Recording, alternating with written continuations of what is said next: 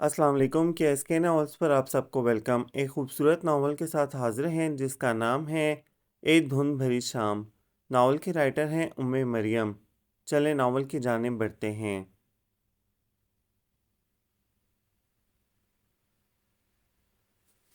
जिना terminal के बाहर इसकी बेताब निगाहें किसी शनाख्ता चेहरे की तलाश में भटक रही थीं जब दराज कामत वो शख्स स्याह सूट में गजब की स्मार्टनेस समेत नक सक से तैयार बिल्कुल इसके करीब आते ही जरा सा झुका और सूटकेस उठाते हुए इसे अपने साथ आने का इशारा करता हुआ मजबूत कदम उठाता यूं एतमाद से पलट कर चल दिया जैसे वो इसके इसी इशारे की ही तो मुंतजिर थी। दिन दहाड़े इस किस्म की वारदात इसके 14 तबक रोशन कर देने को काफ़ी थी। बुरी तरह से बदहवास होती वो सरस से पीछे लपकी। अरे रे मिस्टर, बात सुनिए। आप, you are Ayesha Afandi from UK right? इसकी बात अधूरी रह गई। पलटकर इसकी आंखों में झांक कर कही गई ये बात सवालिया हरगिज नहीं थी कि वो कुछ बोल पाती। लहजा पुरएतमाद ही नहीं, ठोस भी था। आशी जो अपनी धुन में बर्क रफ्तारी समेत बढ़ी थी, यूं अचानक रुकने और पलटने पे खुद को इसके फौलादी शाने से बुरी तरह टकराने से किसी तरह भी बचा पाई। यस राइट, जवाबन वो इसे घूर कर यही कह पाई थी, जबकि वो इसी बेनियाजी व एतमाद समेत लंबे लंबे डग भरता हुआ आगे बढ़ा था, ये देखे बगैर कि वो इसके पीछे आ रही हैं या नहीं। आप तायाबा के बेटे हैं? सॉरी, मैंने आपको पहचाना नहीं। सूटकेस और बैग डिग्गी की गाड़ी में रखने के बाद इसके लिए फ्रंट डोर ओपन करता हुआ वो खुद घूमकर ड्राइविंग सीट संभाल चुका था। गाड़ी इसके बैठते ही एक झटके समेत हरकत में आई थी। कुछ देर बाहर के नज़ारे में मगन रहकर वो इसकी सिमत मुतवज्जा होती गुफ्तगू का आगाज़ कर गई। दूसरी सिमत बला की बेनियाजी व बेइतनाई देखने में आई। वो खामोशी से गाड़ी ड्राइव कर रहा था, जैसे नर्म नाजुक बेतहाशा हसीन दिलकश पैकर इसके पहलू में मौजूद ही न हो। इसकी यही बेनियाजी आयशा को ठिठकाने का बायस बनी थी। जब भी वो ज़रा सा रुख फेर के इसका जायज़ा लेने पर मजबूर हुई थी। लंबा तड़ंगा मजबूत चौड़ा सरापा गजब की मर्दानगी समेटे इसके रूबरू था। सुर्खो सफ़ेद रंगत और तीखे नकूश, सिल्वर नाजुक फ्रेम की पार रोशन बेदामी आंखें, वो दिल की धड़कन को गैर मामूली हद तक बढ़ा देने वाली सहर अंगेज मगर बारोब शख्सियत का मालिक था। जी तारुफ, अगर बहुत ज़रूरी है तो फिर मैं उस्मान हैदर हूँ, आपके बड़े अब्बा का सबसे बड़ा बेटा। खुश्क तरीन रूखा लहजा सामने वाले के हौसले पस्त करने को काफ़ी था। आयशा जो हनूज इसे देख रही थी, इस कदर रुखाई से दिए गए जवाब पे अच्छा खासा चौंक कर बगौर इसे देखने लगी थी। मगर वहाँ हनूज बेनियाजी का आलम था। उस्मान हैदर इसके फड़फड़ाते लबों से निकला था। इसके दिलो दिमाग में जैसे आंधियां सी चलने लगी थी। उस्मान हैदर ने एक निगाह इसके मुतगैर चेहरे को देखा था और फिर से विंड स्क्रीन पर निगाह जमा दी। आफरीदी पैलेस में इसका बहुत पुरजोश और वेलेहाना इस्तकबाल किया गया था। दादू तो कितनी देर तक इसे लिपटाए रोती रहीं। इधर उधर की बातों के दौरान हेरा आपी, निदा और सारा के अलावा नोमी और फुरकान भी इसके आसपास मौजूद मुसलसल बोलते रहे। इतनी जल्दी वो लोग इससे बेतकल्लुफ़ हुए थे कि वो दिल ही दिल में हैरान हुई। इनके दिलों की मोहब्बत और खलूस को सराहती रही थी। अम्मी जान यानी ताई अम्मा ने आकर इसकी भूख और थकन का एहसास दिलाया, तब हिरा और सारा उठकर किचन में भागी थीं। ये क्यूट बेबी कौन है? इसने 3-4 साला हनान के फूले हुए गाल को नरमी से छू कर निदा से इस्तफसार किया, तो निदा जो किसी बात पे नोमी से उलझ रही थी, इसकी सिमत मुतवज्जा होते ही मुस्कुरा दी। हिरा आपी का बेटा है, हिरा आपी का। वो ज़रा सा हैरान हुई। वो तो इन्हें भी निदा और सारा की तरह अनमैरिड ही समझी थी।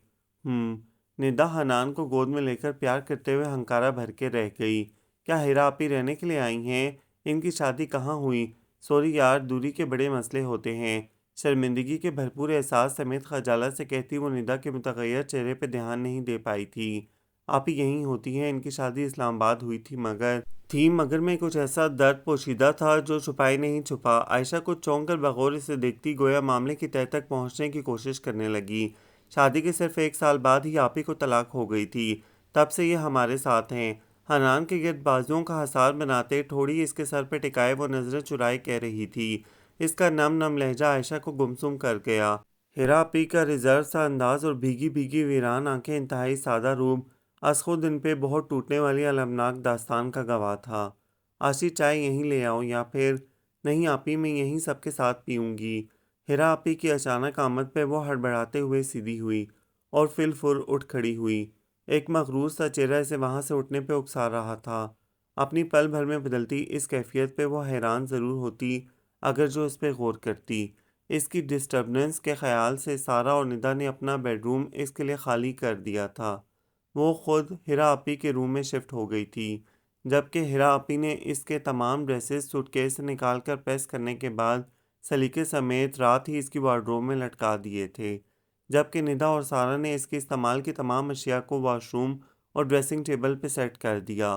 तो हल्की हल्की बातों के दौरान जिस तरह इन्होंने मिनटों में ये काम निपटाए थे, आयशा इनके सुगरापे और सलीके की कायल होकर रह गई थी।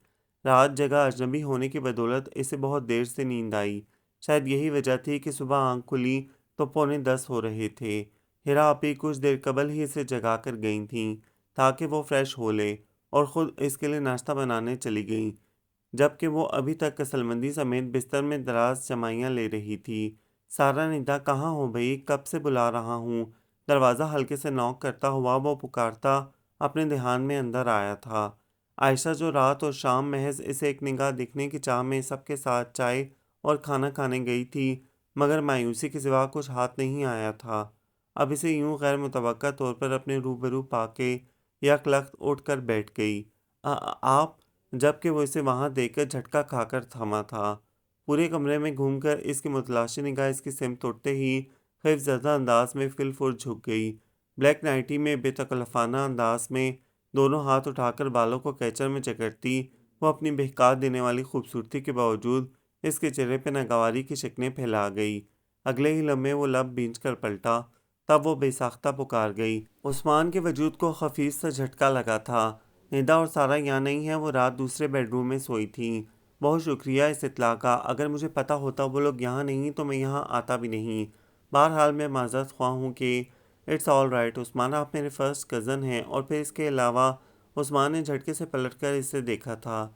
इसके अलावा इसने तनफ़्फ़ुस ज़दा अंदाज में कहकर सर्द निगाहों समेत इसके सुर्ख पड़ते चेहरे को देखा, जिस पे इतने हसीन रंग बिखरे थे कि निगाह ठिठक कर रुक जाती। आपको नहीं पता? इसने लरजती पलकों की बाहर उठाकर पल भर को इसे देखा और कंग रह गई। इसके चेहरे पे मौजूद तासुर रात से छलकती नागवारी शदीद किस्म की बरहमी में ढल चुकी थी। तो गोया आप इस साबका अहद की तजदीद के ख्वाह हैं, जिसे हमारे बड़े भुला भी चुके। इसके लबों पे जहर खन फैला। आयशा का चेहरा फीका पड़ गया। What do you mean? इसने हकलाकर कहा था। वो नखूद से सर झटक कर इसे देखता पलट गया। मिस आयशा अफंदी, बेहतर होगा कि अपने बड़ों की तरह आप भी भूल जाएं। दरवाजे के पास पल भर को थम कर इसे अपनी सर्द निगाहों से देखता हुआ वो पता नहीं इसे मशवरा दे गया था या ऑर्डर, वो समझ नहीं पाई। अलबत्ता ये ज़रूर किया था कि बेड पर गिरकर ज़ोर ज़ोर से सरनफी में हिलाने लगी थी। ऐसा मुमकिन नहीं। तुम्हें हमारे भाई कैसे लगे? निदा ने किसी बात पे ज़ोर से हंसते हुए बिल्कुल अचानक इससे सवाल कर लिया था। बहुत डिसेंट, शानदार और इम्प्रेसिव, इसने बिला झिझक कह डाला था। मैं उस्मान भाई की बात कर रही हूँ, निदा ने होंक होकर कहा था। इसके गुमान तक न था कि वो इतनी सहूलत समेत ये सब कह देगी। मैं भी इन्हीं की बात कर रही हूँ, वरना फुरकान भाई और नोमी हरगिज़ इम्प्रेसिव और डिसेंट शख्सियत नहीं रखते। इसका मुस्कुराता हुआ लहजा साफ चुगली खा रहा था इसकी गैर संजीदगी और शोखी की। तुम्हें पता है वो तुम्हारे फयांसी हैं? इतनी बेशर्मी समेत अपनी राय का इजहार कर रही हो, शेम ऑन यू। निदा जो इससे महज चंद माह बड़ी थी, इन गुजरे हुए दिनों में इससे इतनी बेतकल्लुफ़ तो हो गई थी कि यूं धप खाकर कहते हुए लताड़ के रख सकती। बहुत अच्छी तरह से पता है कि वो दुनिया का खुश तरीन रूखा फीका सा इंसान मेरे पल्ले बनने वाला है। हाय, मुझे तो अभी से खुद पे रहम आने लगा है। कैसे गुजरेगी एक अनरोमांटिक, रूड मगर बेइंतहा हैंडसम एंड चार्मिंग पर्सनैलिटी के साथ मेरी ज़िंदगी। आखिर में इसका काबिले रहम लहजा इंतहाई शोखी समोकर खनक सा गया था। निदा हंस हंस कर लोटपोट हो गई। सुनो, क्या वाकई तुम्हारे ब्रदर ऐसे हैं, रूड एंड ग्रेसिव, या फिर महज पोज करते हैं अपनी शख्सियत की शो मारने के लिए? वो अचानक संजीदा हुई। नहीं, वो सचमुच ऐसे ही हैं, यानी बारोब, रिजर्व और डिसेंट। निदा ने हंसी रोककर सुर्ख चेहरे समेत बताया। तो ऐसा करो, इन्हें बुशरा रहमान के नावल पढ़ाओ यार, या फिर इंडियन मूवीज़ दिखाओ। कसम से यार, मैं तो ऐसा मैथ्स के सवालों जैसा खुश्क हस्बैंड बिल्कुल अफोर्ड नहीं कर सकती। इसे मुसलसल शरारत सूझ रही थी। निदा के हलक से एक बार फिर हंसी का फवारा छूटा था। निदा, इस भारी भरकम खुश्क आवाज़ पे निदा की तो हंसी तो थमी ही थी। आयशा भी अपनी जगह सुन हो गई। एक कप चाय बहुत स्ट्रॉन्ग किस्म की बनाकर मेरे कमरे में दे जाओ। साथ में अगर डिस्प्रिन मिल जाए तो अच्छी बात है। इसी मध्यम भारी लहजे में कहता वो एक निगाह आयशा के सुर्ख होकर दहकते झुके चेहरे पे डालता पलट कर चला गया। आयशा यूं थी जैसे काटो तो बदन में लहू तक न हो। अगर इसने वो सारी बात सुनी थी तो इससे आगे वो घबराहट में कुछ सोच न सकी। टीवी पे कोई म्यूजिकल शो बराह रास्त दिखाया जा रहा था। आतिफ असलम स्टेज पे उछल कूद करते हुए हाजरीन व नाजरीन को अपनी बेहंगम आवाज़ से पता नहीं बेजार कर रहा था या लुत्फानंदोज। अब ये अपने अपने ज़ौक़ पे डिपेंड करता था। वो सब टीवी लाउंज में सोफ़ों, फ्लोर कुशन और कारपेट पे बेतरतीबी से पड़े टीवी की सिमत मुतवज्जा होने के बजाय माल्टे चाय और ड्राई फ्रूट से लुत्फानंदोज होने के साथ हंसी मजाक में मगन थे। नोमी और फुरकान की किसी बात पे बहस हुई थी जो अब धुआंधार लड़ाई का रूप धार कर कुशन मार मार्के में ढल चुकी थी।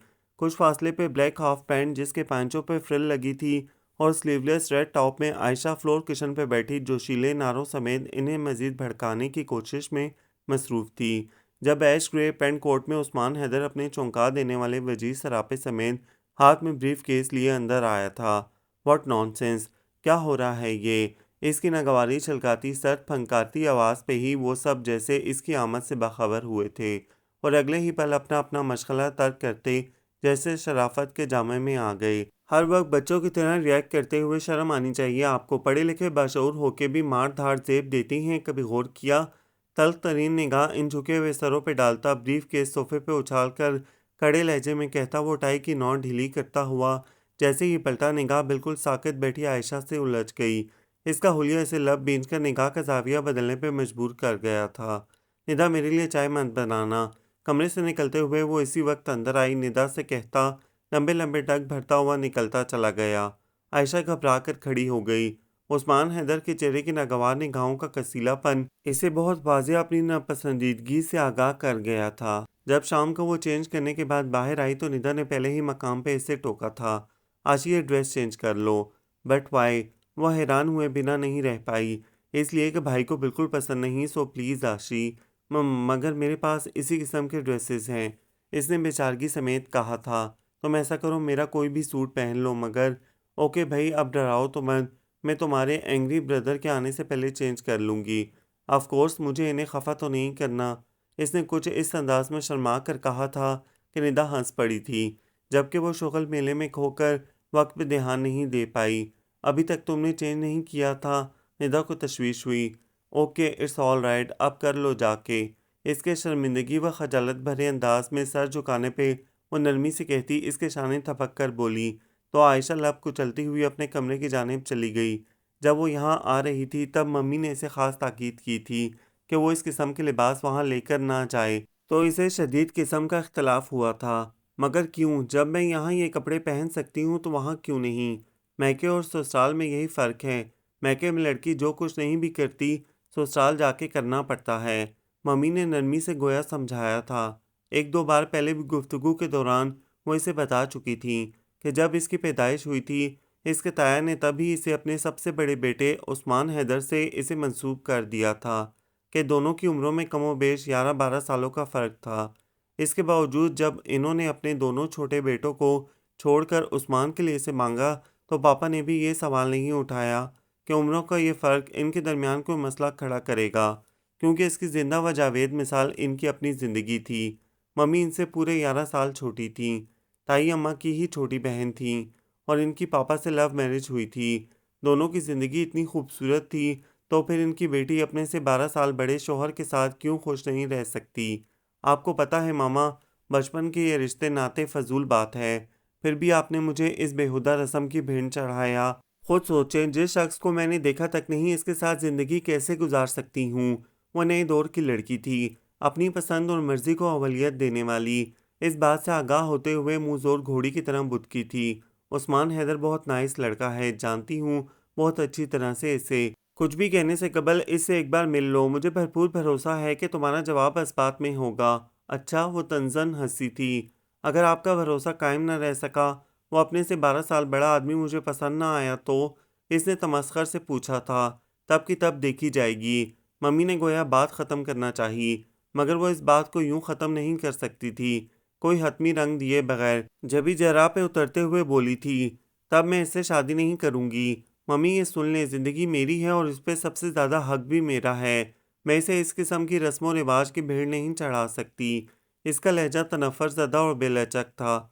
मम्मी कुछ देर तलक इसे देखती रही थी, फिर कुछ कहे बगैर चली गईं और तब इसने महज़ ज़िद में आकर तमाम कपड़े रखे सिवाय शलवार सूट के। ये नहीं था वो ये कपड़े पहनती नहीं थी, बस इसे ज़िद हो गई थी। इसे अपनी नाज़ुक अंदाम, खूबसूरती और दिलकश सरापे का बहुत ज़ाम था। उस्मान हैदर कैसा होगा इसने इस पे सोचा ही नहीं। वो बस इतना जानती थी, अपनी खूबसूरती को पूरी तरह उजागर करके वो इस उस्मान हैदर के ज़रूर 14 तबक रोशन करेगी और अगर वो इसे पसंद ना आया तो इसे ठोकर मार के चली आएगी। मगर तकदीर को कुछ और मंजूर था। पहले ही कदम पे इसे मुंह के बल गिरा दिया। उस्मान हैदर की मकनतीसी शख्सियत के चाव में वो पहले ही निगाह में ऐसी जकड़ी कि अपना तमाम का तमाम तंतना भुला गई। याद था तो फ़कत ये कि वो शख्स इसकी मलकियत था और इसे इससे कोई नहीं छीन सकता। इस पे फ़कत इसी का हक था और बस। मगर जिस तरह उस्मान हैदर ने अब तक इसे इग्नोर किया था, वो कदरें ठिठक गई थीं। क्या हो रहा है? किचन में आकर बास्केट से सुर्ख तरोताज़ा गाजर उठाकर कुतरते हुए वो उछलकर स्टूल पे चढ़ी थी। गजरेला बना रहे हैं? वैसे तुम भी बनाना सीख लो क्योंकि ये भाई की फेवरेट डिश है। निदा ने तेजी से गाजरें कश करते हुए पलटकर इसे देखते हुए शौकी से फिकरा उछाला तो इसका उजला रोशन चेहरा यकलक बेतहाशा सुर्ख पड़ गया। भाई आप ही से खफा हैं, ये भी मनाने का एक ख़ास अंदाज है कि इन्हें इनकी पसंद की डिश प्यार से पेश की जाए और इसरार से खिलाई जाए। निदा मुसलसल चुटकुले छोड़ रही थी। फिर तो वाकई सीखना पड़ेगा। वो इस पे झुककर गुनगुनाने के अंदाज में बोली तो निदा ज़ोर से हंस पड़ी थी। बाय द वे आपी, वो आपसे खफा क्यों होते हैं? इसने कश की हुई गाजरें पतीले में मुंतकिल करती हीरा आपी को देखकर इस्तफसार किया तो इनका कुंदनी चेहरा यकलक धुआं धुआं हुआ था और आंखें आन वाहिद में पानियों से छलकने को बेताब नजर आती।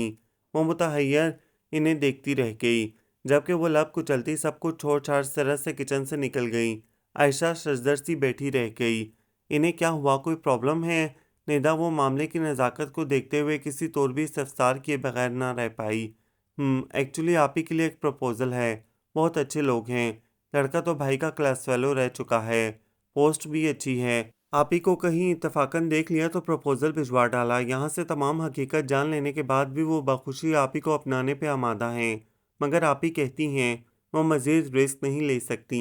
पता नहीं वो शख्स इनके बेटे को बाप का प्यार दे भी पाएगा या नहीं, जबकि भाई अपने दोस्त की गारंटी देते हैं। निदा सर झुकाए बहुत मध्यम आवाज़ में बता रही थी। आयशा ने बेख्तियार गहरा सांस भरा। तो ठीक है, अगर आप ही रजामंद नहीं तो उस्मान को जबर नहीं करना चाहिए। वो अपनी ज़िंदगी को खुद अच्छी तरह समझती हैं। मगर आशी, ये भी तो देखो इनकी ज़िंदगी इस तरह कैसे? भाई है ना इनके, फिर पेरेंट्स भी अच्छी गुजर सकती है ज़िंदगी। उस्मान क्यों इस बात को इशू बनाते हैं? वो तेज़ होकर बोली तो निदा ने कुछ चौंक कर इसे देखा। इसी में आपकी भलाई है। आशी आप ही जज्बातियत में अपने बेटे के लिए सोच रही हैं, जबकि इनकी अपनी पहाड़ सी ज़िंदगी है जो तनहा क्यों बिता रही हों? ना कि पेरेंट्स ही नहीं, इनकी फुल फैमिली है इन्हें हर तरह सपोर्ट देने को। फिर वो क्यों कमज़ोर पड़ने लगीं? बहरहाल मैं उस्मान से बात करूँगी। वो दो टोक लहजे में बोली तो निदा इस अचानक फैसले और जुर्रत पे मुतहैयर रह गई। भाई से तुम हाँ, बिल्कुल, और तुम देखना मैं मनवा के भी रहूँगी। तुम जानती नहीं हो आयशा अफंदी की ताकत को। वो जाने किस जाम में मुस्काई थी। वो निदा के रोकने बाज रखने के बावजूद वो इसी रात उस्मान से बात करने की खातिर इसके बेडरूम में चली आई। वो इसी वक्त बात लेकर निकला था। जीन्स में सिर्फ बनियान पहने जिस वक्त वो बाहर आया इसके गुमान तक ना था वो इसकी मुंतज़िर होगी। तुम क्या कर रही हो वो यहाँ? इस वक्त बेड पे पड़ी शर्ट झुक कर उठाते हुए वो उजलत भरे अंदाज में पहनकर जिस कदर तल्खी से बोल सकता था बोला था। इसके चेहरे पे मौजूद दुरुस्तगी और सर्दपन बहुत वाज़ेह अंदाज में बता रहा था कि इस तरह इसका वहाँ चले आना इसे किस दर्जा नागवार गुजरा है। मगर आयशा को गोया मतलब परवाह नहीं थी। मुझे जो बात आपसे करना थी वो यहाँ ही हो सकती थी। इसका इत्मीनान काबिल सताइश हरगिज़ नहीं था। उस्मान को इसकी ढिठाई पे ताव आया था। ऐसी क्या बात है जो आप मौका महल देखे बिना मुझसे करने चली आईं? जाएं अपने कमरे में, जो कुछ भी कहना होगा सुबह कहिए। वो गोया अंगारे की माने चटका। आयशा को पहली बार अहानत का एहसास जागा। वो साफ साफ लफ्ज़ों में इसे कमरे से निकल जाने को कह रहा था। क्यों यहाँ इस तरह मेरी बात सुनने में आखिर क्या कबाहत है? जवाब में वो तीखे चतूनों समेत बोली तो उस्मान हैदर दांत भींचता हुआ इसे तपती नज़रों समेत घूरने लगा। बोले क्या कहना चाह रही हैं आप? इसने जैसे भरपूर ज़ब्त का मुजाहरा किया था।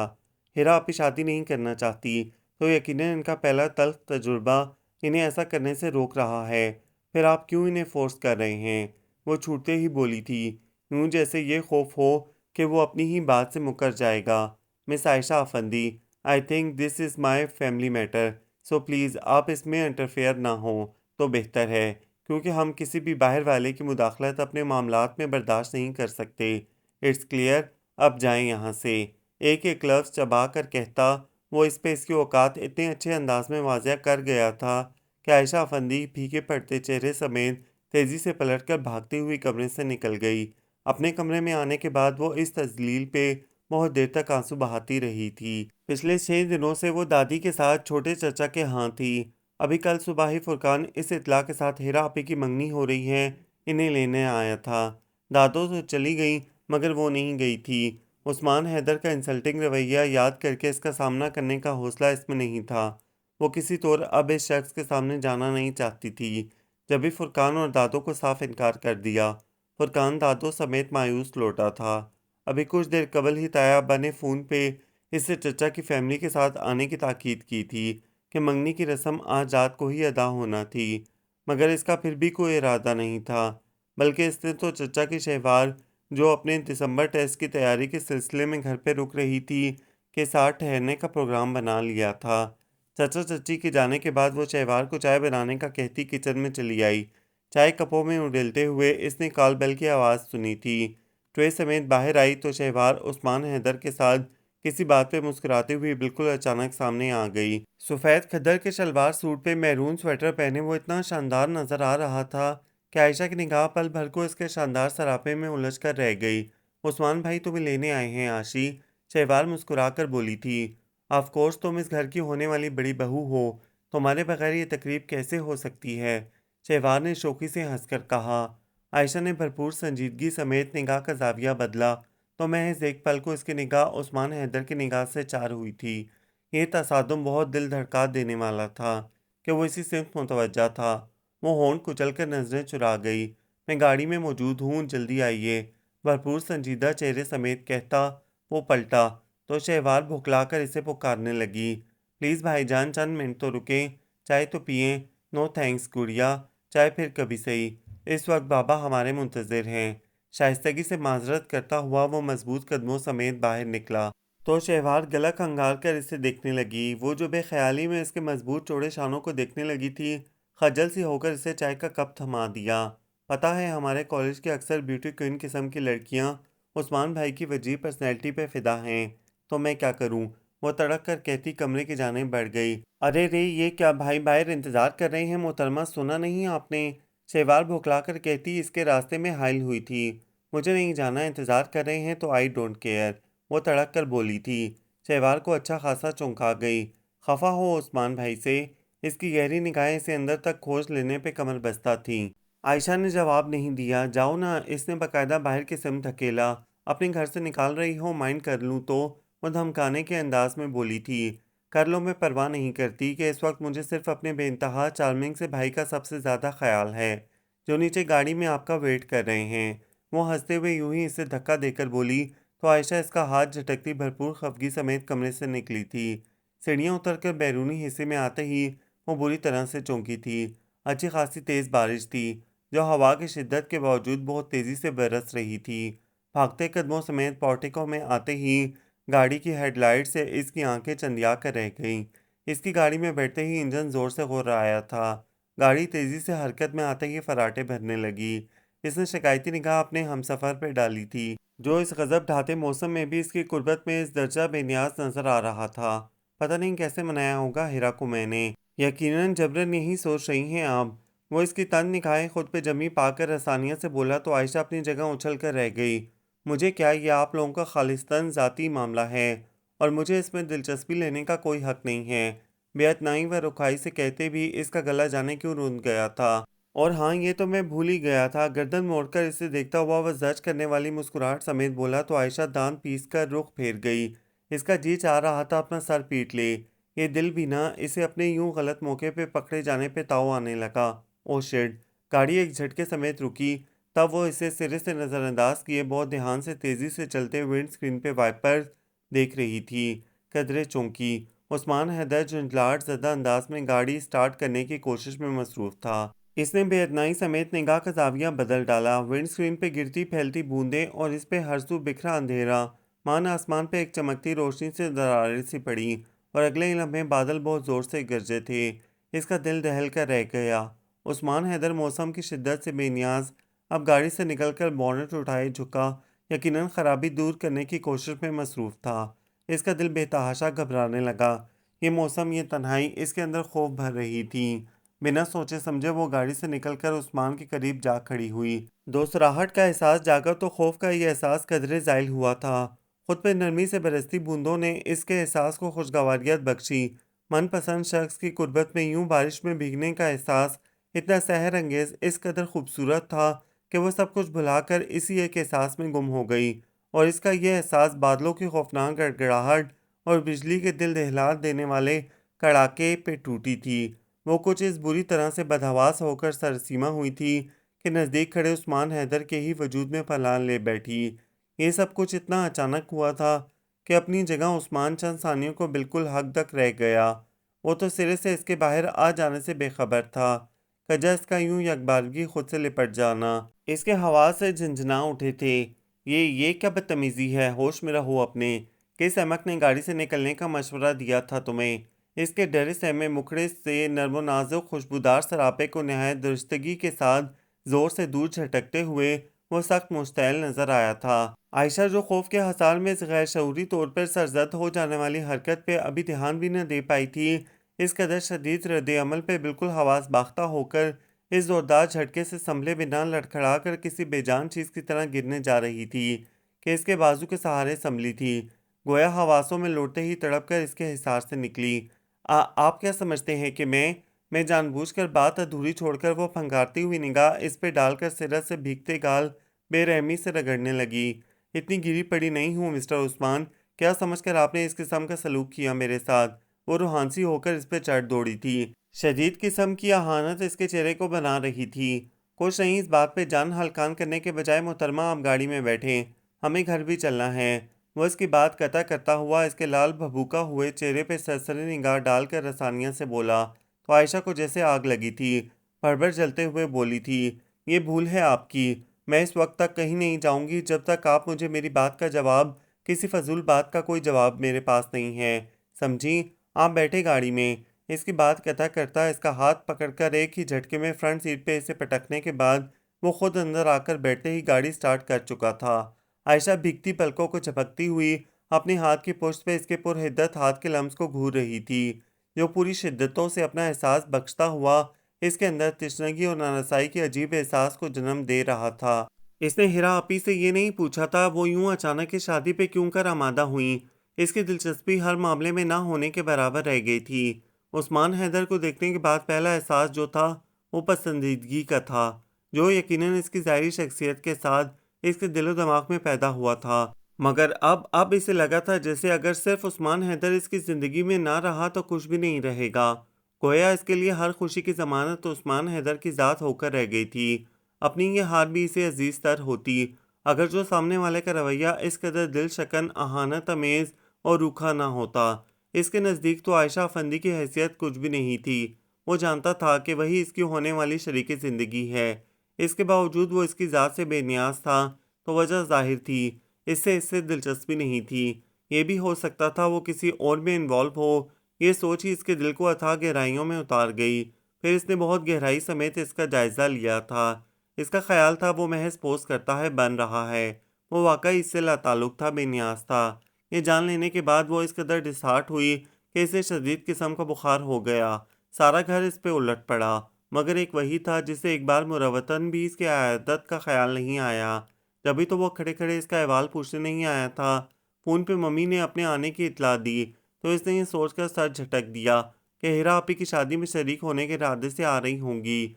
इस रोज़ वो बहुत दिनों बाद बिस्तर से निकली थी। सर्दी की शिद्दत अच्छे भले तंदुरुस्त इंसान को भी लिहाफ में दुबकने पे मजबूर कर रही थी। वो तो फिर बीमार रही थी। ताई अम्मा, हिरा आपी, निदा और सारा, कोई भी इसे बिस्तर से निकलने की इजाज़त नहीं देता था। फिर दातो तो हर पल इसके सराहने रहती थी। वो इनकी नमाज में मसरूफियत व महवियत से फ़ायदा उठाती चुपके से निकल आई थी। कि अब बिस्तर पे लेटे रहना इसके बस का रोग नहीं रहा था। सबके समझाने बुझाने और सबसे ज़्यादा अपने दिल से हार कर वो खुद को चेंज कर चुकी थी।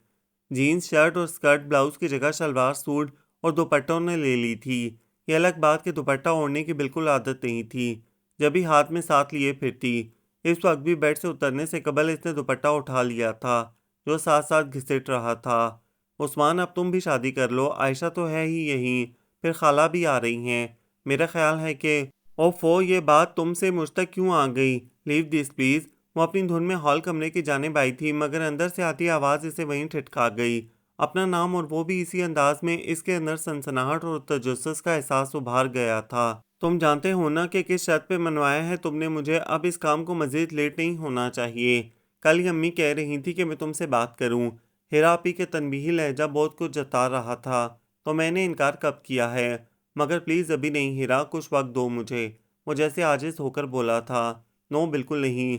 अब हम मज़ीद इंतज़ार नहीं कर सकते।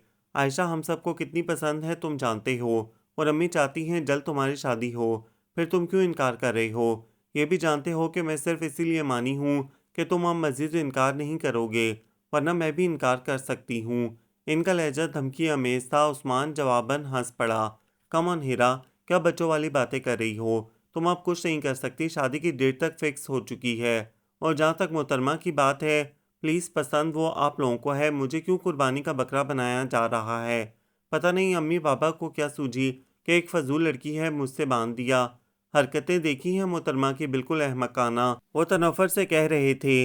आयशा सकते के आलम में रह गई, तो गोया हिरा आपी इस वजह से मानी कि वो आयशा से शादी करे। गोया वो आमादा नहीं था, मगर अपनी बहन की ज़िंदगी संवारने की खातिर मान गया, अपना आप कुर्बान कर डाला। क्या वो वाकई ऐसी थी कि कोई ज़बरदस्ती ना चाहते हुए भी इसे अपनाने पे मजबूर हो जाता? इसके अंदर उखाड़ पछाड़ होने लगी, और आंखें इतनी तेज़ी से भीगी कि हर मंजर धुंधला गया। गोया वो इतनी बेहैसियत थी कि अब इस तरह इसे किसी के साथ थोपा जाता। मुंह पे हाथ रखे सिसकियां दबाती वो पलटी थी और तेजी से अंदर भाग गई। फिर मम्मी भी आ गई थी, और पापा भी। वो किसी के नज़दीक ख़ास होती या नहीं, इनके नज़दीक ज़रूर थी। इसका अंदाज़ा इसे इनके इल्तफ़ात, मोहब्बत और प्यार को महसूस करके हुआ। वो बहल सी गई थी, मगर दिल पे रखा बोझ ना हटा, जो इस फैसले की मरहून मिन्नत था, जो इसे उस्मान हैदर की इस रोज़ की गुफ्तगू के बाद किया था। चाहे दिल का खून करके सही, जबरन तो वो किसी के साथ को कबूल नहीं कर सकती थी, चाहे वो इसका कितना ही प्यारा क्यों ना था। अपनी अना और इज्जत नफ्स को कुचल कर वो कभी खुश नहीं रह सकती थी। मम्मी ने जब इसे बताया कि वो बड़े अब्बा के बुलाने पे आई हैं, इनका इरादा हिरा की मेहंदी की रात इसका उस्मान हैदर से निकाह का इरादा है, सिर्फ निकाह नहीं साथ ही रुखसती भी, तो एक पल को वो बिल्कुल गुमसुम हो गई थी। एक बार फिर इसे लगा था जैसे वो अपने फैसले पे कायम नहीं रह पाएगी, बिल्कुल वैसे जैसे उस्मान हैदर को सामने पाकर वो खुद को हारता, अंदर से पिघलता महसूस करती थी। इस शख्स को अज खुद गंवाना इतना सहल तो नहीं था जितना इसने समझ लिया था। बस तुम जल्दी से अपना माइंड मेकअप कर लो। वैसे उस्मान मेरी तवक्का और सोच से कहीं बढ़ के डैशिंग है, इसे ऐसा ही होना चाहिए था, जब भी तो मेरी चार्मिंग बेटी के साथ प्यारा लगता। इसके गाल नरमी से चूमकर इन्होंने जिस मोहब्बत से कहा था वो एक बार फिर इसकी आंखें भिगो गया। सॉरी मम्मी, मुझे उस्मान से शादी नहीं करना। क्यों? ये मत पूछिए, बस नहीं प्लीज़ मम्मी, मुझे फोर्स मत कीजिए, वरना शायद आपकी बेटी बुरी तरह से टूट जाए। भीगते हुए रुंधे गले समेत कहती वो उठकर वॉशरूम में बंद हो गई। फिर इसकी एक ना हाँ में ना बदली। जिसने भी सुना हैरत व गैर यकीनी से साकिन रह गया। पापा तो बिल्कुल खामोश हो गए थे, और उन्होंने ये भी कह दिया था अगर आशी राजी नहीं है तो मैं ऐसा सोच भी नहीं सकता। ये बात उन्होंने डाइनिंग टेबल पर सबकी मौजूदगी में की थी, और बहुत शाइस्तगी समेत बड़े भाई से माजरत कर ली। उस्मान का सालन के डोंगे की सिन बढ़ता हाथ वहीं साकत रह गया। इसने बैक वक्त बहुत सी निगाहों को खुद पे उठते महसूस किया, तो लब भीजता हुआ किसी को भी देखे बिना कुर्सी धकेल कर उठ गया। वो सब एक दूसरे को देखकर रह गए थे। बाबा के लबों से सरदार निकली, जबकि अम्मी तेजी से उठकर अपने कमरे में चली गईं। इसी रात किसी ने भी ढंग से खाना नहीं खाया, जबकि आयशा अपने कमरे में मौजूद इस तमाम बात से अक्सर लाइल्म रही थी। मुझे हैरत है इसने इनकार क्यों किया। वह ऐसी तो नहीं थी कि यूं साफ मना कर देती। अम्मी को रह रहकर मलाल खा रहा था। बरसों पुराना ख्वाब जो इसे बहू के रूप में देखने का था, अब बुरी तरह से टूटा था। वो बेसाख्ता रो पड़ी थी। उस्मान वहीं कुछ फासले पे मौजूद था। आज मायूं थी, और किसी हद तक घर मेहमानों से भर चुका था। अखबार से निगाह हटाकर इसने एक निगाह माँ के आंसुओं से तर चेहरे को देखा, और एक झटके से उठकर चला गया। मेहंदी लगेगी तेरे हाथ, ढोलक बजेगी सारी रात, जाके तुम साजन के साथ भूल ना जाना ये दिन रात। वो अंदर आया तो लड़कियां बालियां ढोलक पे गीत गा रही थी। इसकी निगाहों ने इतने हजूम में आयशा को खोजा था। तुझको देश पिया का भाई, तेरा सजना तेरे गुन गाए। माँ ने इसे एहसास हुआ था कि इतनी सारी आवाज़ें जो कुछ देर कबल इसकी हम आवाज़ थी बंद हो चुकी हैं। अब वो तन्हा गा रही है। ये एहसास होते ही इसे यकलक ब्रेक लगा था। घूर कर साथ बैठी कजन्स को देखा तो इनकी निगाहों के ताक़ुब में देखते हुए वो यकलक सर्द पड़ी थी। ग्रे जीन्स पे हाईनेक नुमा ब्लैक जर्सी पहने इसका शानदार सरापा दरवाजे के फ्रेम में इस्ताता था। इसे अपनी सिमत मुतवज्जा पाके इसका दिल बहुत ज़ोर से धड़का। रुक क्यों गई? गाओ ना, इतना अच्छा गाना है। अपनी नर्वस होती निगाहों को कतराती वो बज़ाहिर बहुत नॉर्मल अंदाज में बोली थी। मान भाई को पसंद नहीं ढोलक बजाना और गीत गाना, इनका ख्याल है ये हिंदुआना रस्मात हैं। हम तो इनसे छुपकर यहाँ कमरे में अपना शौक पूरा कर रहे थे। शहवार ने तकरीबन इसके कान में घुसकर मालूमात बहम पहुँचाई थी। अच्छा, वो तंजन हंसी। इन्हें पसंद क्या है बस ये पूछ लो। इसका लहजा खुद तंजिया हो गया। आयशा प्लीज़ मेरी बात सुन लें। ज़्यादा वक्त नहीं, सिर्फ 5 मिनट लूँगा आपके। चंद कदम बढ़ाकर अब वो इसके हवासों पे छाया हुआ इसी से मुखातिब था। सॉरी, मुझे आपकी कोई बात नहीं सुनना, सो प्लीज़ आप तशरीफ़ ले जाएं। दिल के बेहंगम अंदाज में धड़ धड़ मिन्नत समाजत करने को सख्ती से नज़रअंदाज किए वो भरपूर तलखी से बोली। इतने सारे मजमे में जैसे मुकम्मल सकूत छा गया। एक्सक्यूज़ मी कज़न्स, प्लीज़ मुझे इनसे कुछ ज़रूरी बात करना है।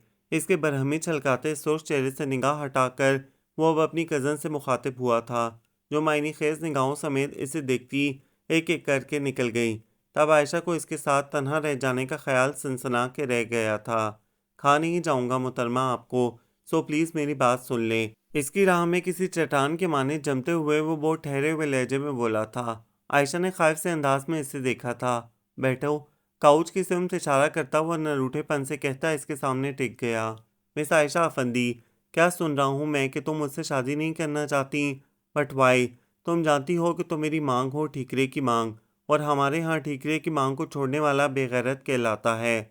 और तुमने क्या सोचा कि मैं अपनी ठीकरे की मांग को छोड़ दूंगा?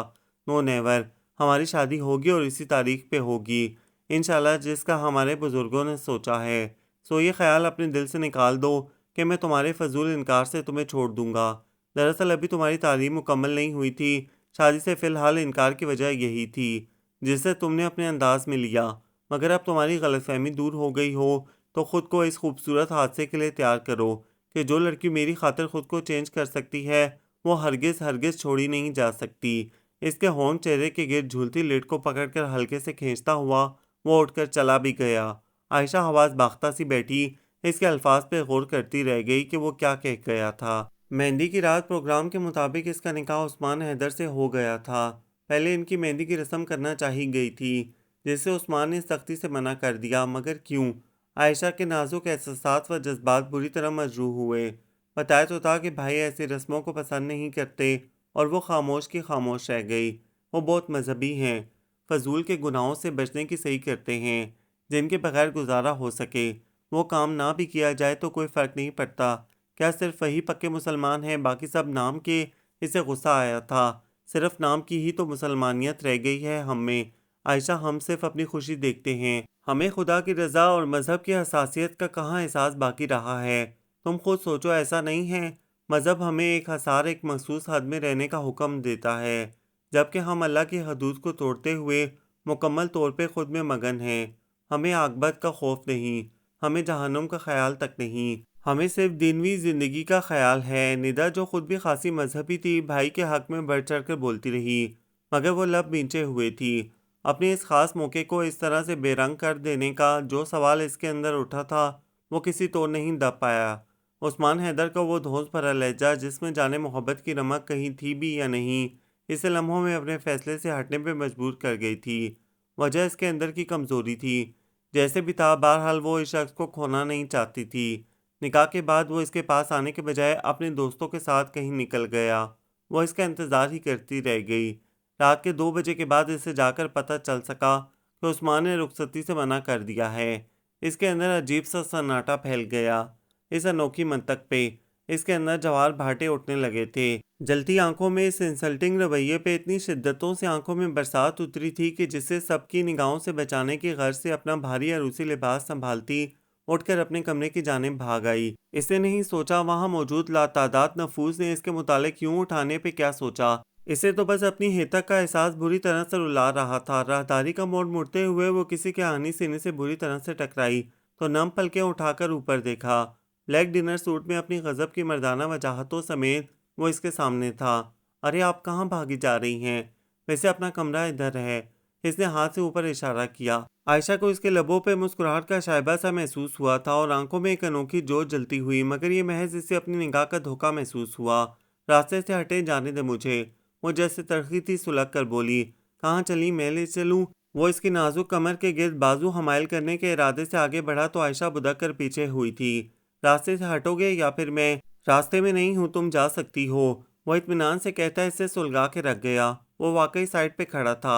आयशा हलक में गिरते हुए आंसुओं के गोले को नीचे उतारती तेजी से आगे बढ़ गई। उस्मान की पुरसोच निगाहों ने बहुत दूर तक इसका पीछा किया था।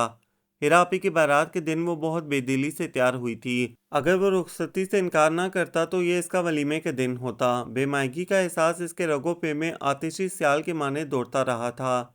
डीप मैरून फुल काम से बोझल शर्ट और सुर शलवार दुपट्टे में वो तमाम तर उदासी के बावजूद इतनी फ्रेश, इतनी जाज़बे नज़र और खिली खिली सी महसूस हो रही थी कि उस्मान हैदर को निगाह बचाना दुश्वार अमर महसूस हुआ था। फराख पेशानी पे दमकती मैचिंग के मैरून बिंदिया ने इसके सभी मुखड़े को कुछ और भी हसीन बना दिया था। मान वो चौंका था। स्टाइल से दुपट्टा एक तरफ शाने पे डाले वो जैसे ही पलटी, उस्मान हैदर इसका पिछला गला इंतहाई डीप देकर लब मीच कर रह गया। फिर वो किसी तरह भी खुद को इस पे बरसने से रोक नहीं पाया था। चेंज करो जाके ये लिबास और 5 मिनट में बाहर आओ। किसी काम से वो अंदरूनी हिस्से की जानिब आई तो उस्मान हैदर इसके पीछे ही धनधनाता हुआ आया था। क्या मतलब है आपका? इस लिबास को क्या हुआ? वो जो इसके जारहाना मूड को देखती कदरे खौफ हो गई थी, सटपटा कर बोली थी। गला देखा है इसका? सुनो मोहतरमा, तुम अब मेरी फैमिली ही नहीं, मेरी ज़ात का भी हिस्सा हो। इस किस्म की बेबाकी मुझे बिल्कुल पसंद नहीं। So be careful, next time, understand? इससे सुर्ख आंखों से घूरता हुआ वो जिस तरह आया था वैसे ही पलट भी गया। आयशा बुरी तरह से कलसती हुई वार्डरोब से कोई और लिबास ढूंढने लगी थी। माज भाई हिरा अपी के दुल्हा बहुत शानदार पर्सनैलिटी के मालिक थे। इस पे इनका मुहसिबाना शाइस्ता लबो लहजा आयशा को तो हिरा अपी की तरफ से मुकम्मल तौर पर मुतमईन कर गया कि इनकी मदद मुस्कुराती हुई बार बार हिरा अपी की जानिब उठती निगाहें और हनान के लिए बहुत ख़ास अंदाज इनके साफ मुखलिस होने की दलील था। इसे उस्मान का ये फैसला इंतहाई मुनासिब लगा था। वलीमे की तकरीब में इसने दानिस्ता वाइट ड्रेस चूज़ किया था जिसका गला भी मुनासिब था। इस पे इसने सिर्फ इसकी खफगी से बचने की खातिर मैरून स्कार्फ अच्छी तरह सर पे ओढ़कर दुपट्टा शानों पे बराबर कर लिया। इसका ये रूप इस कदर अनोखा और दिल मोह लेने वाला था कि तकरीब में मधु हर शख्स ने इसकी तारीफ की थी। बहुत सी निगाहों का मरकज़ बने इसे किसी की पुरतइश गहरी निगाहों का एहसास कई बार बहुत शिद्दतों से हुआ था और इन निगाहों की खोज में इसने जब भी निगाह उठाई उस्मान हैदर को खुद से बेनियाज पाकर अंदर ही अंदर झुंझला कर रह गई। वापसी पे इसका मूड बहुत ख़राब था। आशिफ, तुम उस्मान की गाड़ी में बैठो, मैं कब से तुम्हें ही ढूंढ रही हूँ, सारा इसके पास आकर बोली थी। तब इसकी झुंझलाहट शदीद किस्म की खफगी में ढल गई। क्यों, मेरे लिए कहीं और जगह नहीं है? लेकिन तुम्हारी असल जगह तो वही है ना? एहसन, इसका प्यारा सा कलंडरा सा भाई, जाने कब वहाँ आया था। इसके शाने पे झोंकर बशाशत भरे लहजे में शरारत से गुनगुनाया तो आयशा खफीफ सी होकर रह गई थी। फजूल बात मत करो एहसन के बच्चे, नहीं जाना है इनके साथ। पहली बात तो ये नोट कर लो, एहसन का भी कोई बच्चा नहीं है। हाँ, कोई शादी पे आमादा हो जाए तो चांस है। वह निगाहों की गिरफ्त पे सारा को रखता हुआ शोख वशंग लहजे में बोला। तब आयशा बुरी तरह से चौंकी थी। यकीनन वो सारा में इंटरेस्ट ले रहा था। जभी तो वो हर हर मौके पे एहसन को वहाँ मौजूद पा रही थी जहाँ सारा का गुमान भी गुजरता था। कल भी वो किसी काम से किचन में थी जब वो अचानक आ धमका था। तुम, मैं समझा, खैर एक कप चाय बना दो, वो मायूस सा होकर सर खुजाकर बोला था। आयशा ने अपने ध्यान में तवज्जो नहीं दी थी, मगर अब गौर करने पे पता चला था वो खासा संजीदा था इस मामले में। उस्मान भाई से शर्म आती है, ऐसा इसे छेड़ रहा था। वो झीम कर रह गई। बको नहीं, फिर इसके बड़ेपन की परवाह किए बगैर इसे धप रसीद करने के बाद पलट कर सारा को देखती हुई बोली थी। सोनो सारा, तुम अपने भाई के साथ चली जाओ, मैं एहसन के साथ आ रही हूँ। इसका बाजू पकड़कर खींचती हुई वो ज़बरदस्ती से गाड़ी तक ले आई जो मुसलसल वावेला कर रहा था। ए जालिम कठोर लड़की, सारा सेटअप अपसेट कर दिया। चलो मेरा नहीं तो अपने ही शोहर नामदार का ख्याल करती। कितने हीले बहानों से इन्होंने तुम तक रसाई पाई होगी और तुम महज मेरे कान खींचने के इरादे से इनके जज्बात तक से खेल गई। फजूल हाँके जाओ बस। ये बताओ ये क्या मामला है? इसने घूरकर असल बात उगलवाना चाहिए। क्या मामला भाई? तुम मुझे मशकूक बना रही हो? यानी अपने ही भाई को, वो भी अपने ससुराल में? कुछ खौफ खुदा करो लड़की, मेरा इरादा हरगिज़ तुम्हारी नेक पारसा नन से फ्लर्ट करने का नहीं है। भले आज ही निकाह पढ़ा दो, बिल्कुल तैयार हूँ। गाड़ी बढ़ाकर मेन रोड पे लाता वो मुसलसल बोल रहा था। तुम तो तैयार ही हो, ये बताने की ज़रूरत नहीं। मामला तो इधर वाला आश्कार करो। कोई सिग्नल मिला? इसने बेसब्री से पूछा था।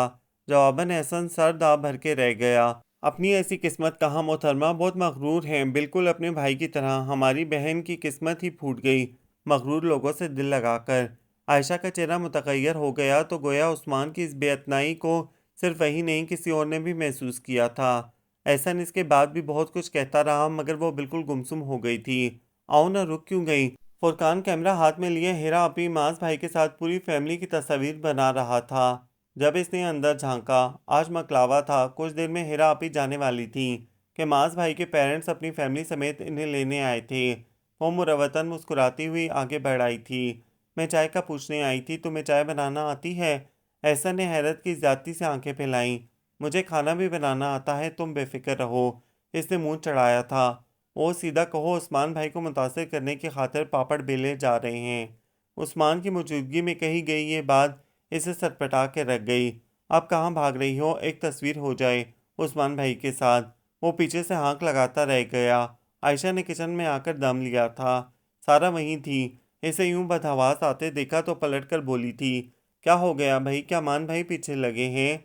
बस वही तो पीछे नहीं लग रहे, बाकी सब कुछ है। वो जल भून ही तो गई थी। धीरज धीरज यार, निकाह कर तो लिया है तुम्हारे साथ, अब क्या बिल्कुल पागल बनाना चाहती हो मेरे भाई को? सारा ने तो मजाक किया था मगर बात तो इसके दिल की थी, जहाँ दर्द ही दर्द था। जब भी लम्हा भर में भीगी आंखें छलकी थीं और जब के बंद टूट गए। तुम्हें नहीं पता है सारा, तुम्हारा भाई कैसा कठोर है। मेरे नाजुक जज्बों को किसी तरह नहीं पामाल किया इसने। इस कदर बेहिस है कि आशिक क्या हुआ यार, संभालो खुद को, टेक इट इजी। इसके यूं रोने पे सारा तो बौखला कर रह गई थी। लो भाई खुद आ गए, अब बताओ इन्हें क्यों रो रही हो? उस्मान जो अपने ध्यान में अंदर आया था, इसे सारा के शाने पे सर रखे बुलकते देकर ठिठका और इशारे से ही वजह पूछी थी। आयशा एक झटके समेत अलग हुई तो पहली निगाह ही इसकी सजाबी सवालिया निगाह से टकराई थी। वह सिरत से रुख फेरे भीगे गाल रगड़ने लगी। क्या मसला है? उस्मान मजीद 2 कदम नज़दीक हुआ था। पता नहीं भाई, मुझे तो कुछ नहीं बताया, आप ट्राई करें, शायद कुछ जान पाए। सारा सारी जिम्मेदारी इस पर डालते ही खुद कतरा कर निकल गई थी। पीछे ही वो भी लपकी मगर वो सरत से राह में हायल हुआ था। मादाम कुछ हमें भी खबर होना चाहिए कि ये नीर क्यों बहाए जा रहे थे। दोनों हाथ पोछ पे बांधे वो पूरी तरह से इसकी सिमत मुतवज्जा था। आयशा ने निगाह उठाई थी और जख्मी नज़रों से इससे देखा था। बोलो भाई, मुझे और भी काम है। वो इसकी आंखों में झांक कर गालबन मुस्कुराया। आयशा को तो ऐसा ही लगा था। बहुत कम इसने इसके लबों पे मुस्कान देखी थी।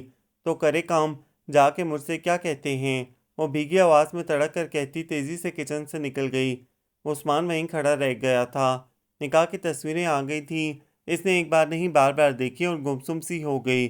कहाँ खो जाती हो बार बार, हालांकि अभी तो भाई तुम्हारे आसपास ही हैं। निदा ने इसकी आंखों के सामने चुटकी बजाई। हाँ हाँ, वो चौंकी थी और खाम मुस्कुराई। आइडिया क्यों ना भाई की बर्थडे सेलिब्रेट की जाए, जो कि सरप्राइज होगा। अगर भाई खफा हुए तो आशी है ना, कह देंगे इसी का आइडिया था। निदा अचानक पुरजोश हुई थी। आयशा ने ध्यान नहीं दिया। इसकी तमाम सोचें तफक्कर समेत एक ही मरकज़ पे ठहरी थी।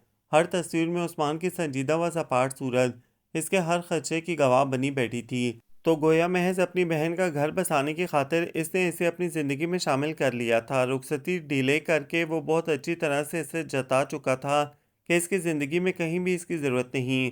इसके अंदर जैसे पंख लग गए थे। वो मम्मी की बातें भी ध्यान से ना सुन पाई, जो वो इसे मशवरे के तौर पे कर रही थी। इन्हें एहसन की ख्वाहिश बहुत मुकद्दम थी और सारा इसी कदर अजीज़। जब भी इन्होंने अपने टूर की मुद्दत बढ़ा दी थी, इनका इरादा मंगनी करने का था, जबकि एहसन निकाह पे जोर दे रहा था। जब साला साहब मेरी बहन से बराह रास्त निकाह कर सकते हैं तो मैं इनका साला होकर क्यों पीछे रहूं? एहसन की खुशी इसके अंग अंग से छलकती सरसारी से आया थी। दूसरी जानिब सारा थी झींपी झींपी शर्माई हुई। इस रूप में इतनी हसीन नजर आती कि निगाह नहीं ठहर रही थी। इस पर इसे अपने अंदर कुछ टूटता महसूस हुआ। एहसन की शोखी व शरारत और छेड़छाड़ इसके अंदर की महरूमी को हवा दे रहे थे। उस्मान की नज़रअंदाजी और बेइत्तनाई इसकी ज़िंदगी के खूबसूरत तरीन लम्हों को बुरी तरह से निगल रही थी, और वह इतना रूठ था कि एहसास तक नहीं था अपने रवैये की बदसूरती का। फिर क्या कहती हो आशी? हमें एहसन का निकाह ही कर देना चाहिए। वहाँ जाने के बाद पासपोर्ट बनवा के एहसन को भिजवा देंगे, आके सारा को ले जाएगा। पापा के वापसी जाने के बाद अब जो कुछ भी करना था मम्मी को ही करना था, और वह जल्द अज जल्द इस मामले को निपटाना चाह रही थी। आयशा का अपना जहन कशीदा था, सो हूँ हाँ में जवाब देकर वहाँ से उठ गई थी, जबकि मम्मी जैसे किसी हतमी फैसले पर पहुंचकर मुस्कुरा दी थी। घर की ही बात थी, यूं एक छोटी सी घरेलू तकरीब में नहायत सादगी समेत एहसन का निकाह सारा से पढ़ा दिया गया। भाई ये तो बेइंसाफ़ी है। उस्मान भाई की पुरानी दुल्हन को आज भी इतना हसीन लगने का हक नहीं था। इन दोनों की चमक दमक के सामने तो हम बेचारे पुराने लग रहे हैं। उस्मान रोती हुई सारा को जिस पल चुप करवाने साथ आकर बैठा, निदा ने कहा, जबरदस्त कहका उमड़ा था। बिलाशुबा Usman Haider white pant coat में बहुत जच रहा था, जबकि आयशा डीप रेड कामदार साड़ी में मलबूस इस कदर चार्मिंग नजर आ रही थी कि हर निगाह जैसे इस पे आकर ठहर रही थी। आयशा बुरी तरह से ब्लश होती तेजी से वहां से उठ गई। फिर वो दानिस्ता आसपास नहीं आई कि उस्मान के हवाले से उछाले गए शोक फिक्रे और जवाब में इसकी बेइत्तनाई इसके अंदर एहसास ज़िया को बढ़ा रही थी। वो इस एहसास को भुलाकर मगन रहना चाहती थी, मगर यह बहुत दुश्वार था, बहुत दुश्वार। सालगिरह की शाम सबके साथ इसने भी इसे विश करने की गलती कर ली थी। विशिंग कार्ड, फूल और कीमती परफ्यूम का सेट गिफ्ट किया था। वो सबकी मौजूदगी में तो चुप रहा था, मगर बाद में जब वो फुरकान की फरमाइश पे कटलस के साथ चाय बनाने के लिए किचन में आई, वो इसके पीछे चला आया था। आहट पे पलटकर देखने पे इसका दिल बहुत नए अंदाज में, बहुत रिदम से धड़क उठा था। कोई ज़रूरत नहीं इस किस्म की फजूल और घटिया किस्म की रस्मों में रुपया ज़ाया करने की। जो कुछ तुम्हारे दिल में है वो मैं यूं भी जानता हूँ। ये तुम्हारा आइडिया था, मुझे बताने की ज़रूरत नहीं। सालगिरह के मौके पे जबकि हमें खुदा से अपनी साबका ज़िंदगी की गलतियों से माफ़ी मांग कर आइंदा के लिए ताइब होना चाहिए। हम तालियां पीट कर, केक काट कर, शम्में जलाकर क्या साबित करने की कोशिश कर रहे होते हैं? सिर्फ हमाकत कर रहे होते हैं हम। एक एक लफ्ज़ चबाकर कहता वो इसका धुआं होता चेहरा नहीं देख पाया था। हमें अब जबकि अपनी ज़िंदगी का बाकी मानदा सफ़र साथ तय करना है, तो फिर क्यों नहीं तुम खुद को मेरी पसंद के मुताबिक ढाल लेती? आयशा अफंदी, क्या मुझे अपने फ़ैसले पर पछताना पड़ेगा कि मैंने तुम्हें अपनाने का फ़ैसला गलत किया है? किसी खूबसूरत बात की आस में बेतहाशा धड़क उठने वाला दिल जैसे अंदर ही अंदर गहरी खाई में जा गिरा। इसने महसूस किया था इसके गाल बहुत तेज़ी से भीगे हैं, तो गैर महसूस अंदाज में रुख फेर गई थी, और वो इसका आंसुओं से तर चेहरा देखकर भी अनजान बना मज़ीद चरके लगाता रहा था। आपके गिफ्ट्स मेरे रूम में टेबल पे रखे हैं, इन्हें उठा लीजिए। अभी तक मैंने कुछ गिफ्ट नहीं किया आपको, यूँ लेना अच्छा नहीं लगेगा। वो चला गया था और आयशा बेबसी से रोती रह गई थी। इसके बाद वो बहुत मोहतात हो गई थी, ख़ास तौर पे उस्मान हैदर की मौजूदगी में। यही वजह थी कि वो इसकी मौजूदगी में बिल्कुल चुप हो जाती थी। इस वक्त भी वो इस एहसास से गाफिल थी कि किसी की पुरतपिश गहरी निगाहें इसकी सियासियत को मुस्कुराकर देख रही थीं। मम्मी का इरादा मज़ीद रुकने का था, जबकि ऐसा निकाह के पेपर्स और शादी की तस्वीर लेकर यूके फ्लाई कर गया था, ताकि कागजात तैयार होते ही सारा मम्मी के साथ ही वहाँ पहुँच जाए। वापसी के वक्त इसकी उदासी व बेकरारी और निगाहों का भटक भटक कर सारा के सभी चेहरे पर ठहरना आयशा के अंदर एक अजीब सी महरूमी, एक कसक को जन्म देता रहा था। इसकी ज़िंदगी में क्या था? सब कुछ होते हुए भी जैसे कुछ नहीं, और सारा सिर्फ उस्मान हैदर की बेहतनाई और बेनियाजी के बायस था। दिसंबर का आखिर था, नया साल शुरू होने को था। सर्दी की शिद्दतों में फ़िज़ा में हमवक्त तैरने वाले कोहरे ने कुछ और भी इजाफा कर दिया, जब चुपके से 31 दिसंबर की शाम भी इन्हें इस साल के अख्ताम की नवीद सुनाई। रात की तारीकियों में गुम हो गई। भाभी, भाई को हैप्पी न्यू ईयर ज़रूर विश करना, कुछ तो नयापन हो ज़ीस्त में। भाई तो बस बहुत ही फीकी ज़िंदगी जी रहे हैं। एहसन भाई को देखा है, रोज़ फ़ोन करते हैं सारा को, मगर एक हमारे भाई हैं, सुनहरे मौके गंवाते जा रहे हैं। निदा कब इसके पास आकर खड़ी हुई, इसे खबर न हो सकी कि वो अपनी सोचों में इस बुरी तरह से घिरी थी, मगर जब वो बोली तब इसके लबों पे शिकस्ता सी मुस्कुराहट लम्हा भर को उभर कर मादूम हो गई थी। निदा की बच्ची चाय बनाने आई थी तुम? नोमी ने सर अंदर डालकर इसे मज़े से स्टूल पे चढ़े बातें चटखारते देखा तो बोला था, तुम्हारी नौकर नहीं हूँ, जब देखो जनाब कुछ न कुछ ऑर्डर कर रहे हैं। जवाबन वो तड़क कर बोली थी, जब तक शादी नहीं हो जाती तब तक तुम ही मुलाजमा हो। फिर बीवी आ जाएगी तो तुम्हें कौन पूछेगा। चलो जल्द चाय बनाओ। अंदाज साफ चिढ़ाने वाला था और वो चिढ़ भी गई। हाँ तौबा, अच्छी तरह जानती हूँ तुम मर्दों की नेचर को। औरत चाहे किसी रूप में हो, देते तुम उसे मुलाजमा का ही दर्जा हो। बस काम चाहिए। मगर मिस्टर नुमान औरत मशीन नहीं है, गोश्त पोस्ट की बनी हुई। और जज्बात व एहसासात में मर्द से बहुत नाजुक है। इसका गला भराया, तब लब बेचती हुई दोनों को सजदर छोड़े किचन से निकल भागी। किसी का गुस्सा किसी पे निकला था। अंदर भरा गुबार फिर भी कम नहीं हुआ तो अपने कमरे में घुसकर कितनी देर तक तकिए में मुंह छुपाए आंसू बहाती रही थी। पता नहीं क्या हो गया है हमें, अंग्रेज हिंदुओं की तमाम जाहिलाना रस्मों को अपनी ज़िंदगी का हिस्सा क्यों कर बना लिया हमने। इस्लाम का सबक, खुदा के अहकामात और अपने अहम फ़राइज़ को पस पुश डालकर हम इन बेकार और फजूल रस्मों की अदायगी में वक्त और पैसे का ज़िया करते, खुशी में अधमुए होते, ये तक नहीं सोच पाते कि आखिर हम कहाँ जा रहे हैं। माय गुडनेस, ये ज़िंदगी एक इम्तहान गाह है जहाँ हमें एक खाली पेपर देकर भेजा गया है। सवालनामा हमारे हाथ में है। शर और खैर की हमें तमीज़ सिखाने को अकल सलीम अता हुई और हम इसी अक्ल सलीम को किस मकसद के लिए इस्तेमाल कर रहे हैं, किसी दानिश्वर का कौल है, कौवा चला हंस की चाल और अपनी चाल भी भूल गया। ये वक्त है खुद अपने ही एहतसाब का। हमें अपने गिरबान में मुंह डालकर सोचना है, हम जो कर रहे हैं वो हमारे लिए कितना अच्छा है और कितना बुरा। क्या हम भी हंस की चाल चलने की ख्वाहिश में अपनी चाल चलन भूल नहीं चुके हैं। भाप उड़ाता चाय का मग इसके सामने था और वो बेतकान बोल रहा था। अभी कुछ देर कबल ही जब वॉल क्लॉक की सुइयां 12 के हिस्सों पे बाहम मिली, फिजा में फायरिंग, पटाखे और शोर की आवाज़ें बिखरी थीं जो वक्फे वक्फे से गूंजती रही थीं। इस किस्म के हंगामों में शरीक होने वालों में फुरकान और नोमी भी शामिल थे, जिन्हें वो ज़बरदस्त दान डपट के साथ नीचे लाया था और अब पिछले 10 मिनट से इनकी ब्रेन वॉशिंग जारी थी। तमाम बड़ों के लबों पे दबी दबी मगर तफाखराना मुस्कुराहट थी, जबकि तमाम यंग जनरेशन खिसियाहट ज़दा थी। चलो उठो सो जाके, ताकि सुबह नमाज के वक्त पर आंख खुल सके। इन्हें मज़ीद शर्मिंदगी से बचाने की गर्ज से कहता वो खुद भी उठ खड़ा हुआ था। आयशा, जो तब से बिल्कुल खामोश एक कोने में दुबकी बैठी थी, धीरे से उठी और खाली मगों से भरी ट्रे लेकर चुपके से बाहर निकल आई। चाय बहुत अच्छी थी, इसके लिए जज़ाकल्लाह। और हाँ, सुबह नमाज के बाद दुआओं में मेरी कामयाबी की दुआ भी ज़रूर मांगिए। एक्चुअली मैं बाहर जाना चाह रहा हूँ। वो जो पलटे बगैर बहुत खामोशी से इसकी बात सुन रही थी, आखिरी बात पे भौंचकी रह गई थी। झटका खाकर मुड़ी। आंसू से लबरेज आंखें किसी भी पल छलक जाने को बेताब थीं। इसकी मुतबस्सम निगाहें बहुत ध्यान से इसे देख रही थीं। आयशा के दिल पे जैसे घूंसा लगा था। हाँ चले जाएं, आपको चले ही जाना चाहिए। और सुने, शादी भी वहीं कर लीजिएगा, सुना आपने। वो हज़ियानी अंदाज में चीखती ज़ारो कतार रो पड़ी थी। सुन लिया है, बहरा तो नहीं हूँ, मगर तुम रो क्यों रही हो। अजीब बीवी हो, भाई शादी की इजाज़त भी देती हो और वो भी इस तरह के बंदा। Don't touch me Usman Haider. अब आपको खौफ नहीं आया कि कोई आ जाएगा। यह आपका बेडरूम नहीं, किचन है। इसे कदम बढ़ाकर अपने नज़दीक आते देखकर वो बुदक कर पीछे होती चीखी थी और इसकी मजीद सुने बगैर भागती हुई निकल गई थी। मामला कुछ ज़्यादा ही ख़राब हो चुका था। वो सर पे हाथ फेर के रह गया। इसने मम्मी से वापसी का तकाजा किया था, जो उन्होंने फिलफुर रद्द कर दिया। बट फाय मम्मी, मैं वापस क्यों नहीं जा सकती। वो गम व गुस्से की ज़्यादती से बेरब्त होने लगी थी।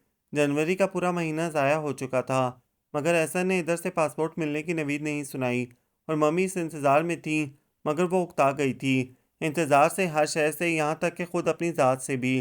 फिर इसके ज़ोर पकड़ते तकाजे और इधर से एहसन के फ़ोन पे अभी चंद प्रॉब्लम्स हैं, कुछ देर लगेगी। मम्मी ने वापसी का कष्ट कर लिया। गो कि वो इसे साथ नहीं ले जाना चाहती थी, तो इसकी वजह बड़े अब्बा दादों का रुखसती पे जोर था, मगर उस्मान हैदर की इस मामले में खामोशी मायने खेज थी।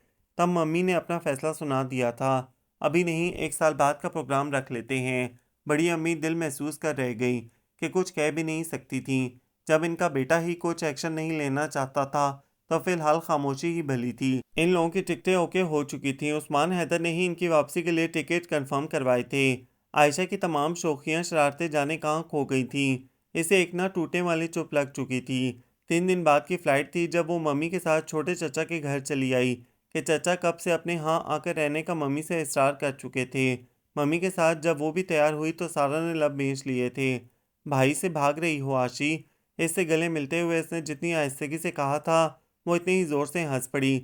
अजीब हंसी थी, जिसमें आंसुओं की अमेज़िश साफ महसूस की जा सकती थी। इस तरह मत हंसो आशी, सारा के दिल को कुछ हुआ था। फिर किस तरह हंसूं। इस शहर के बेमहर हवाओं ने, सितमगर लोगों ने मुझे इस तरह हंसना सिखाया है। आंखों के नम गोशे साफ करते हुए वो गाड़ी में जा बैठी, जबकि सारा ग्रे खूबसूरत कढ़ाई के शलवार सूट में मलबूस हंसते मुस्कुराते उस्मान हैदर को शाकी निगाहों से देखती अंदर चली गई थी। खिड़की के यकबस्ता शीशे से ना चिपकाए वो यासियत भरी निगाहों समेत बाहर लॉन में फैलती धुंध भरी शाम को रुखसत होते देख रही थी। अलियल सुबह 6 बजे की फ्लाइट से इसे अम्मी के साथ इस मुल्क को छोड़ जाना था। गो के ये इसका अपना फैसला था, मगर दिल पता नहीं क्यों फिर भी बोझल सा था। बाहर फैली धुंध आलूद शाम की तरह इसकी आंखों में भी धुंध फैलने लगी थी। तभी दरवाज़ा नॉक हुआ था। इसने यूं ही खड़े खड़े गर्दन मोड़कर देखा और साकित रह गई। Usman Haider navy blue pant coat में मलबूस अपनी छा जाने वाली दिलरुबा शख्सियत समेत मुस्कुराता हुआ अंदर आने की इजाज़त तलब कर रहा था। इसके चेहरे से ही नहीं, आंखों से भी तहैयर छलका था। आप जनाब, कैसी हैं आप? वो मुस्कुराया था। सुना है कल सुबह रवानगी है। हमने सोचा खुदा हाफिज कह आए। गहरी मुतबस्सम निगाहें इसके चेहरे पे जमाए वो भारी लहजे में गोया हुआ था। कह दिया खुदा हाफिज, अब जाएं। वो रुख फेर के जब्त खो गई थी। अरे रे, वो गड़बड़ाता हुआ सिरस सा इसके सामने आया, फिर पुष्ट पे छुपाया हाथ सामने कर दिया था। Just for you. सुर्ख महकते हुए तरोताज़ा गुलाबों का फ्रेश बुके इसकी सिम बढ़ाए वो मुस्कुरा रहा था। रूठा रहे मुझसे ये मंजूर है, लेकिन यारो इसे समझाओ मेरा शहर न छोड़े। वो इस पर झोंकर बोझल सरगोशियाना लहजे में बोला था। मानोगी मेरी बात? नहीं, बिल्कुल नहीं। वो जो इसके बदले हुए अंदाज पे हैरान कभी इसे कभी सुर गुलाबों को देख रही थी, मुंह फुलाकर न रूठेपन से बोली, और अगर मैं ज़बरदस्ती रोक लूँ तो? लहजा मायनी खेजी लिए हुए बहुत इस्तकाक जताता हुआ सा था। आयशा का दिल सीने के अंदर डोल कर रह गया। और मैं तुम्हें कहीं नहीं जाने दूंगा, ये बात तुम लिख के भी रख लो। फैसले करने लगे हो मेरे, तुम मेरे कौन हुआ करते हो। इसकी जुबान फैली थी और बड़ा बरजस्ता शेर बरामद हुआ था। वो कुछ मुतहैयर कुछ हैरान होता इसे देखता रहा था। फिर बुके साइड पे रखते हुए इसे शानों से थामकर ज़बरदस्ती अपने मुकाबिल कर लिया। सुनना चाहती हो तो सुन लो, मैं तुम्हारा शौहर हूँ, यार दिलदार हूँ, हासिल खास महबूब हूँ। फिर भी क्या तुम्हारे फैसले नहीं कर सकता? इसका लहजा बहुत ख़ास था और निगाहें इसे इन निगाहों का सामना दुश्वार महसूस हुआ। या अल्लाह, आज इन्हें क्या हो गया है? वो घबराई थी। हटे छोड़े, मुझे भूला तो नहीं मुझे कुछ भी। वो हनूस खफा थी। छोड़ो ना यार, वो तो बस एक फजूल सी हमाकत थी। पता है, जब मेरे दोस्त को पता चला कि मेरी ऐसी कज़न जो बचपन से मुझसे मंसूब है पाकिस्तान आई है और मेरी अनकरीब शादी मुतवक्का है, तो इसने मुझे ऐसे ऐसे नादर व नायाब मशवरों से नवाजा जिनसे मैं तुम्हें यकीनन सुधार सकता था। और मेरी अक्ल देखो कि इसकी बातों में आ गया और तुम्हें कदम कदम पे डिसहार्ट करता चला गया। इसके लिए रियली सॉरी। प्रॉमिस आइंदा ऐसा नहीं होगा, क्योंकि तुम वाकई मुझे अजीज़ हो। जब भी तो अपनी आदत और नेचर के ख़िलाफ़ तुम्हें वैलेंटाइन डे के दिन विश करने आया कि अगर मोहब्बत करने वालों की तरह इसमें इस मौके पे भी पीछे रह गया तो शायद कभी आगे ना बढ़ पाऊँ और तुम हमेशा मुझे गलत समझती रहो। मगर तुमने इतने अरमानों से खरीदे गए मेरे फूलों को एक टक नहीं देखा। ज़रा वो तुम्हारी बेइत्नाई महसूस करके कैसे मुरझा से गए हैं। वो इशारे से बुके की सिमत मुतवज्जा करता हुआ मस्कीनियत से बोला तो आयशा बेसाख्ता मुस्कुरा दी थी। ओह थैंक्स, इसका मतलब है लड़ाई ख़त्म और सुलह, मिलाओ हाथ। वो पटरी से उतरता हुआ अपनी छोड़ी शफाफ हथेली फैला कर बोला। तो आयशा ने खुशमगी निगाहों से इसे घूरा था। किस खुशी में मिलाऊं हाथ? मुंह धो रखें। सोचे भी मत, इतनी जल्दी माफ़ कर दूंगी। वो मुंह ही मुंह में बड़बड़ाई थी। ओहो, इसका मतलब है मुझे आज ही अम्मी से बात करना पड़ेगी। वो बोला था। कैसी बात? वो ज़रा सा चौंकी। तुम्हें अपने प्यार की हथकड़ी पहनाने की बात, यानी रुखसती की। वो इसे घूर के धमकाने वाले अंदाज में बोला था। क्या बात है प्लानिंग की? माशाल्लाह, मैं यहाँ हूँगी तो रुखसती होगी ना? इसने तलखी से कहा था। जवाबन वो ज़ोर से हंस पड़ा। तुम कहीं जा भी नहीं रही हो। सो स्वीट माई चार्मिंग वाइफ, क्योंकि मैंने सिर्फ खाला जाने की ही टिकट ओके करवाई थी। सो सिर्फ वही जा रही हैं। तुम्हें भी जाना है, मगर रुखसत होकर, मेरे बेडरूम में। सो इस बाज़ाब्ता मुलाकात व मिलाप के लिए ख़ुद को तैयार रखो। बाकी बातें बगैर सेंसर के वहीं होंगी। Goodbye. वो चिढ़ाने वाले अंदाज में हंसता इसके गाल पे हल्की सी चपत लगाकर बाहर निकल गया और वो कुछ देर हैरान रहने के बाद बेसाख्ता झीम कर मुस्कुरा दी थी। ज़रा सी वजाहत, ज़रा सी तवज्जा, ज़रा सा इल्तिफ़ात इसके सारे शिकवे, गिले और थकन को कैसी दूर ले जा चुके थे। इसने आंखें मीच कर इस एहसास को महसूस किया था और यूं ही बेड पे बैठ गई तो हाथ गुलाबों के बुके से जा टकराया था। इसने उठाकर नाक के करीब ले जाकर सूंघा तो इसमें रखा अध खुला कार्ड निगाह की गिरफ्त में आ गया। इसने चुटकी में पकड़कर कार्ड खोला था। अमजद इस्लाम अमजद की निज़म कासिद बनी खूबसूरती समेत मुस्कुरा रही थी। खुशबू की पोशाक पहनकर। कौन गली में आया है, कैसा ये पैगाम रसां है, क्या क्या खबरें लाया है। खिड़की खोल के बाहर देखो, मौसम मेरे दिल की खबरें तुमसे कहने आया है। इसके लबों पे भरपूर मुस्कुराहट बिखरती चली गई थी। वो उठी थी और भागकर खिड़की तक आ गई थी। ग्लास विंडो के पार धुंधले गुबार में ऐसे लॉन में होला सा नजर आया जिसने इस शख्स को पाते ही हाथ हिलाया था। इसके लबों पे मौजूद मुस्कुराहट मजीद गहरी हो गई। इसने पलट कर देखा, इसे लगा था जैसे गुलाबों की महक और ताजगी कुछ और बढ़ गई हो। ये सही था कि हम इन फजूल रस्मों में हर साल करोड़ों रुपए ज़ाया कर देते हैं, मगर कभी कभार अगर किसी रूठे हुए को मनाने के लिए ऐसे मौक़ों का सहारा ले लिया जाए तो कुछ ऐसा बुरा भी नहीं, मगर एक हद में रहते हुए। जैसे कि अभी पल के दो पल में इसके अंदर बाहर के मौसम यकलख्त बदल गए थे। ये धुंध भरी शाम इसकी ज़िंदगी की तमाम यासियत और बेजारी अपने साथ ले गई थी। ये नावल आप सबको कैसा लगा, कमेंट्स में अपनी राय ज़रूर दें, हमें इंतज़ार रहेगा। हमारे चैनल को लाइक करें, शेयर करें, सब्सक्राइब करें।